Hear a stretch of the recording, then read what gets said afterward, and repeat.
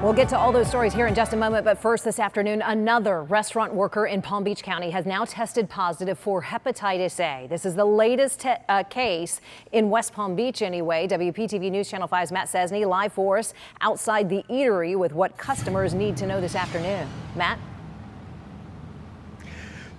Shannon, this is a barbecue place, mostly a takeout business. It's called Off Tha Bone, and the owner here confirms to me that the infected worker spent one day here back in mid-May.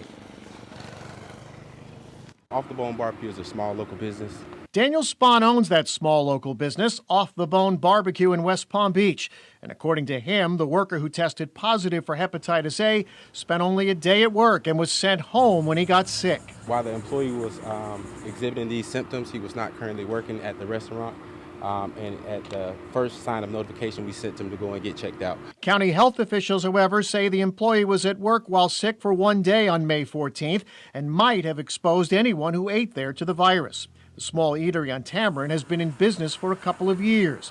And according to state health records, inspectors who came out just last week found several violations, including mishandling and storing of food at the wrong levels, as well as employees not using gloves. Because we do know that there were some violations, that's why we come forward and we alert the public.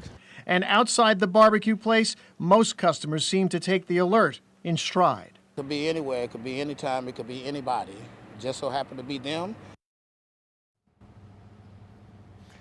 All right, so the Palm Beach County Health Department says that anyone who may have been exposed to Hep A here at this place will now likely have to wait between now and the end of the month to see if they develop any symptoms such as abdominal discomfort, fever, or yellow skin and eyes. The best advice, they say, check to see if you've already had the Hep A shot, and if you're not sure, just get the vaccine. We're live in West Palm Beach. Matt Sesney, WPTV News Channel 5.